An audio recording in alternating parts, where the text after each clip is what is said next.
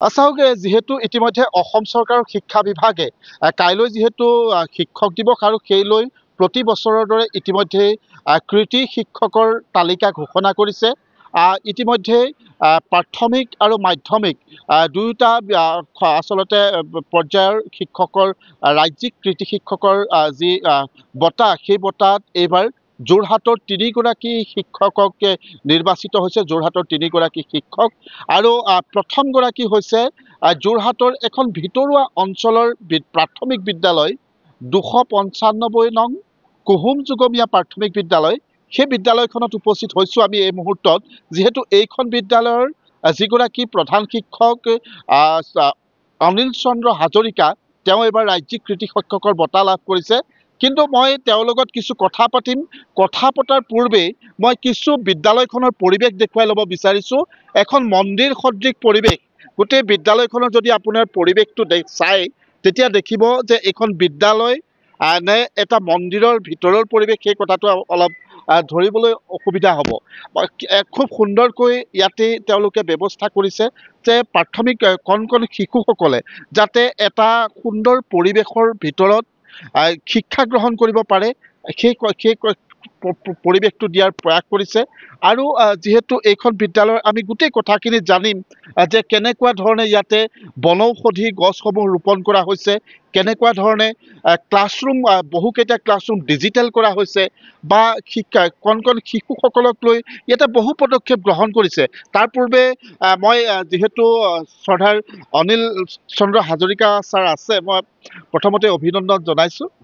ভাল খবৰটো ইতিমধ্যে সকলোৱে গম পাইছে। কেনেকুৱা লাগিছে? ভাল লাগিছে। মাননীয় অসম চৰকাৰে তথা শিক্ষা বিভাগে কালি ঘোষণা কৰা অসম ৰাজ্যিক পুৰস্কাৰপ্ৰাপ্ত কৃতি শিক্ষকৰ তালিকাত আমাৰ নামটো সন্নিৱিষ্ট কৰাত আমি অতিশয় সুখ অনুভৱ কৰিছোঁ।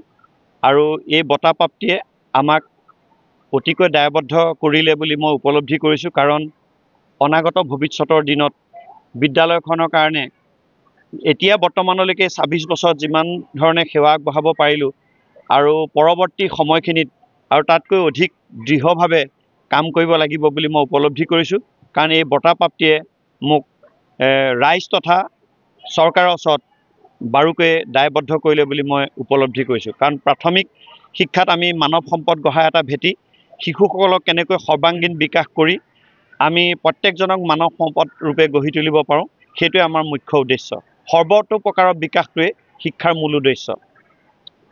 দেখিছোঁ আপোনাৰ বিদ্যালয়খন সোমাই আহোঁতেই খুব এটা ভাল লগা পৰিৱেশ, আৰু সোমাই দেখিলোঁ বহু ইয়াতে সংৰক্ষণ কৰিছে, বীজৰ পৰা ধানৰ বীজৰ পৰা আৰম্ভ কৰি সেই তাহানিৰ দিনৰ শিকি আধলিলৈকে গোটেইবোৰ ইয়াত সংৰক্ষণ কৰিছে। সেইখিনি কেনেকুৱা ধৰণে? মানে ছাত্ৰ ছাত্ৰীসকলৰ পাঠভিত্তিক কিছুমান কথা আছে। ধৰি লওক পৰিৱেশ অধ্যয়নত আমাৰ ধানৰ বীজ প্ৰায় 70 বিধমান ধানৰ ইয়াত কঠীয়া আছে। মই বটলত বটলিং কৰি তেওঁলোকক লেবেল লগাই লগাই পঢ়িব পৰাকৈ ৰাখিছোঁ। আৰু এইবোৰ বিভিন্ন অঞ্চলৰ অসমৰ আৰু যোৰহাটৰ বিভিন্ন জেগাৰ পৰা আমি সেই ধানখিনি সংগ্ৰহ কৰিছোঁ। আৰু এটা কেঁচুসাৰ প্ৰকল্প আছে বেক চাইডে, গতিকে সেই কেঁচুসাৰ প্ৰকল্পও ছাত্ৰ ছাত্ৰীসকলক আমি দেখুওৱা হয় কেনেকৈ আমি জৈৱিক সাৰ কেঁচুসাৰ প্ৰস্তুত কৰি আমি ৰাসায়নিক সাৰ বৰ্জন কৰি পেলাই কৃষিজীৱী অঞ্চলসমূহ উজ্জীৱিত কৰিব পাৰোঁ। সেইকাৰণে তেওঁলোকক সেইখিনি কৰা হৈছে।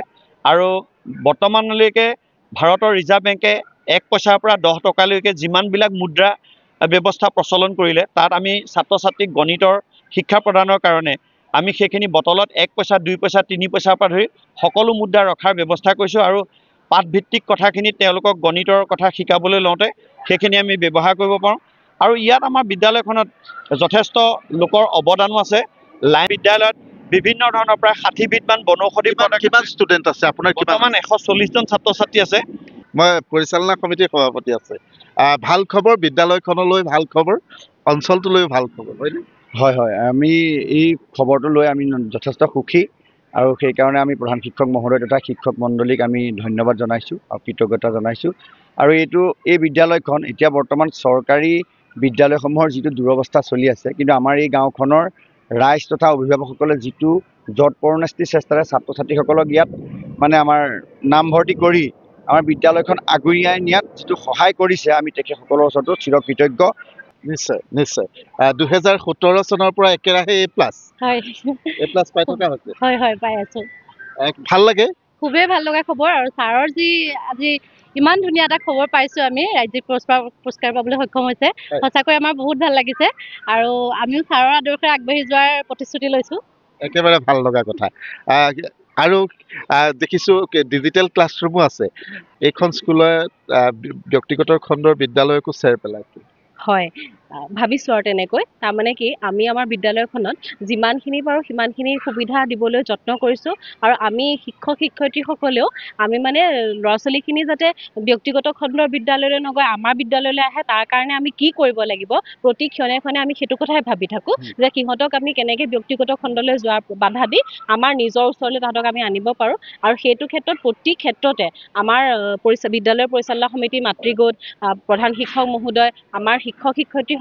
প্ৰত্যেকে আমাক সম্পূৰ্ণৰূপে সহযোগিতা আগবঢ়াইছে আৰু আজি যিহেতু ভাবিছোঁ আৰু আজি ছাৰে আমাৰ বিদ্যালয়লৈ অঞ্চলটোলৈ লগতে জিলাখনলৈ যিটো গৌৰৱ কঢ়িয়াই আনিলে ভাবিছোঁ অনাগত দিনত চাগে আমাৰ ছাত্ৰ ছাত্ৰীসকল সেই খবৰটোৱে তেওঁলোকক বিদ্যালয়খনলৈ আহিবলৈ আৰু উৎসাহিত কৰিব বুলি ভাবোঁ মই দেখুৱাইছোঁ এইসকল শিক্ষক সহযোগী শিক্ষক অনিল চন্দ্ৰ হাজৰিকাৰ আৰু খুব ধুনীয়াকৈ সকলোৱে কিন্তু এই বিদ্যালয়খনক নিজৰ আচলতে দ্বিতীয়খন ঘৰৰ দৰে অনুভৱ কৰে আৰু সেইলৈয়ে 2017 চনৰ পৰা আচলতে ধাৰাবাহিকতা ৰক্ষা কৰিছে গুণোৎসৱত প্ৰতি বছৰে A+ পাবলৈ সক্ষম হৈছে মই আৰম্ভণিতে কৈছোঁ এই বিদ্যালয়খনত 2টাকৈ শ্ৰেণীকোঠা সম্পূৰ্ণ ডিজিটেল আৰু যিসমূহ আচলতে পৰিৱেশটো দেখি অনুমান কৰিব পাৰিছে ইয়াতে সকলো ধৰণৰ ব্যৱস্থা কৰিছে এখন ব্যক্তিগত খণ্ডৰ বিদ্যালয়ক ফেৰ মাৰিব পৰাকৈ চৰকাৰী বিদ্যালয়ৰ এই জয়যাত্ৰাৰ পৰিণতিতে আজি কিন্তু এইগৰাকী শিক্ষকে এগৰাকী